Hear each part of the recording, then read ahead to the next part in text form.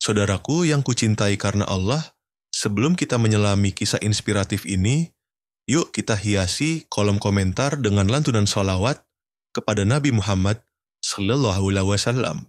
Semoga setiap sholawat yang kita panjatkan menjadi syafaat bagi kita di akhirat kelak. Allahumma shalli ala Sayyidina Muhammad wa ala ali Sayyidina Muhammad. Terima kasih sudah mengklik video ini. Jangan lupa dukung kami dengan like, subscribe, dan share, agar kebaikan ini menyebar luas di channel Tafsir Hidayah. Membangun generasi cahaya, bukan keturunan, tapi ketulusan. Saudaraku, mungkin kita sering berpikir, anak-anak yang luar biasa saleh, berakhlak mulia, dan cerdas agamanya pasti lahir dari keluarga ustaz, kiai, atau orang-orang yang sudah mapan dalam ilmu agama. Kita mengira kesalehan adalah warisan genetik atau hasil dari pendidikan formal yang tinggi. Namun, realitanya seringkali mengejutkan. Banyak sekali kisah inspiratif anak-anak hebat justru tumbuh dari rumah-rumah sederhana. Dari orang tua yang mungkin dulunya jauh dari nilai-nilai agama, bahkan dari keluarga dengan masa lalu yang penuh perjuangan. Lantas, apa rahasianya? Mengapa dari titik yang biasa saja ini bisa lahir mutiara-mutiara yang menerangi dunia? Dalam video ini, kita akan menyelami 5 rahasia di balik lahirnya generasi-generasi cahaya ini. Ini bukan tentang silsilah keturunan, tapi tentang ketulusan yang menggetarkan langit. Tetaplah bersama kami sampai akhir, karena siapapun Anda hari ini, Anda punya potensi luar biasa untuk menjadi perantara hadirnya cahaya di muka bumi. Mari kita mulai. 5 rahasia di balik kesalehan yang tak terduga. Allah Subhanahu wa Ta'ala tidak menilai kita seperti cara manusia menilai. Dia tak terpukau dengan gelar duniawi atau latar belakang yang sempurna. Yang Allah pandang adalah kejujuran hati dan ketulusan niat. Kisah-kisah nyata membuktikan bahwa anak-anak saleh tumbuh bukan karena kesempurnaan orang tua mereka di mata manusia, melainkan karena ada energi doa dan ikhtiar yang tersembunyi yang hanya Allah yang tahu. Mari kita bongkar 5 rahasia tersebut. 1. Ikhlas dalam perjuangan mendidik. Mendidik anak bukanlah tentang seberapa banyak ilmu agama yang kita kuasai, tapi seberapa dalam keikhlasan kita menanamkan nilai-nilai keimanan. Ilmu bisa diajarkan oleh siapa saja, namun iman hanya bisa ditanamkan dengan cinta, keteladanan, dan kesabaran.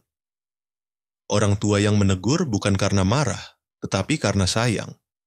Yang menangis dalam doa tanpa diketahui anak, itulah yang sesungguhnya membuka hati anak pada hidayah Allah. Keikhlasan dalam mendidik berarti terus membimbing, bahkan ketika hasilnya belum terlihat. Anak mungkin masih lalai atau membangkang, tapi orang tua yang ikhlas tidak akan berhenti berharap dan berdoa. Mereka yakin hidayah adalah hak prerogatif Allah, yang bisa turun kapan saja. Perjuangan mendidik adalah ibadah agung. Niat murni karena Allah akan menghasilkan buah kebaikan, bahkan jika tidak langsung di dunia, pahalanya akan terus mengalir sebagai amal jariah. Kedua, kekuatan air mata, doa seorang ibu. Air mata seorang ibu saat berdoa bukanlah tangisan biasa. Ia adalah bahasa cinta yang paling jujur, paling dalam, dan paling sakral yang menembus batas langit. Di saat dunia terlelap, seorang ibu bersimpuh, menyebut nama anak-anaknya satu persatu, memohon perlindungan, petunjuk, dan keberkahan.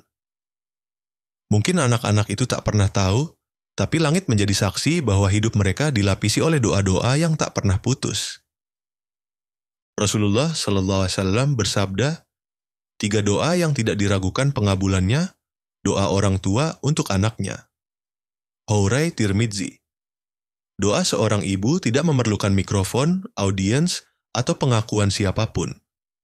Efeknya bisa mengubah arah takdir seorang anak, karena ia keluar dari hati yang mencintai tanpa syarat.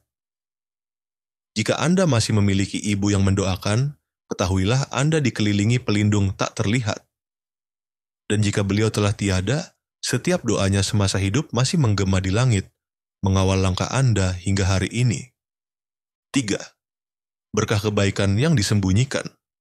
Beberapa orang tua mungkin tampak biasa saja di mata manusia.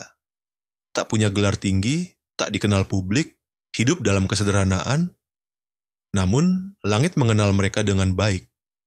Bukan karena status duniawi mereka, melainkan karena amal tersembunyi yang mereka lakukan semata-mata karena Allah.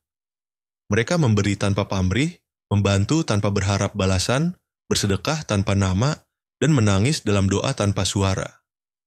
Dunia mungkin tidak melihat, tapi Allah mencatat setiap ketulusan itu dengan sangat teliti. Rezeki tidak selalu berbentuk uang atau jabatan. Seringkali Allah memberikan rezeki dalam bentuk anak-anak yang saleh, cucu yang cerdas, atau keturunan yang menjadi rahmat bagi banyak orang. Semua itu berawal dari benih keikhlasan yang ditanam diam-diam.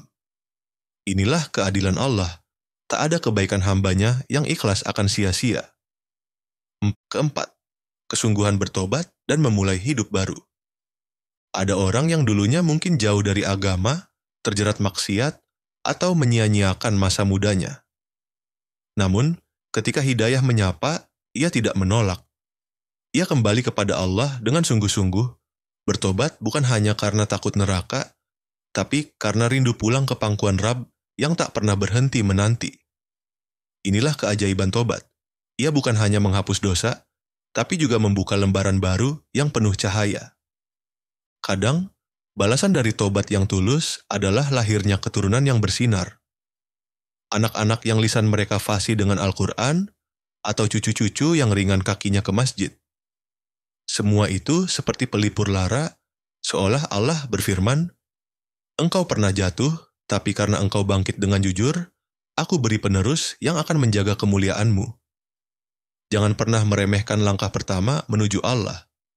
Siapa tahu, lewat tobatmu hari ini, Allah sedang menyiapkan generasi baru yang akan membawa namamu harum di bumi dan di langit. 5. Lingkungan yang diperjuangkan bukan sekadar warisan. Lingkungan yang baik tidak selalu diwariskan, melainkan bisa dibentuk dengan niat, perjuangan, dan ketekunan.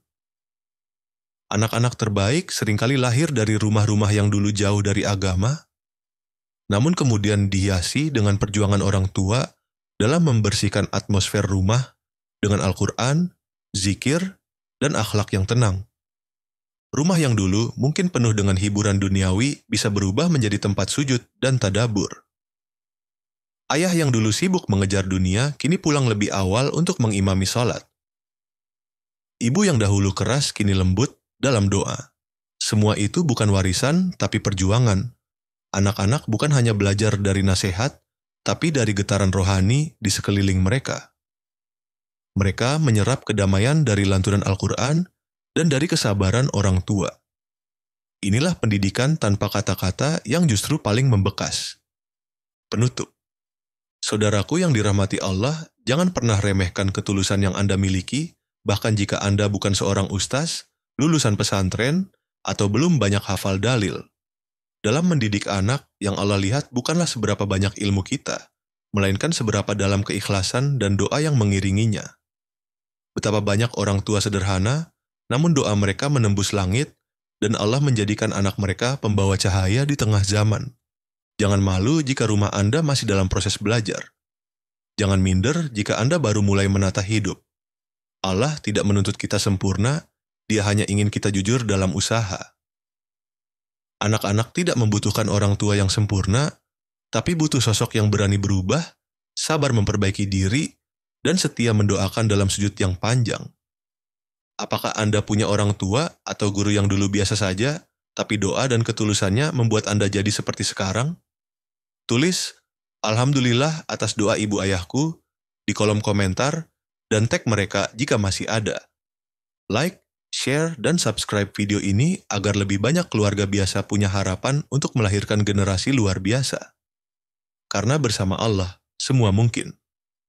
Wassalamualaikum warahmatullahi wabarakatuh.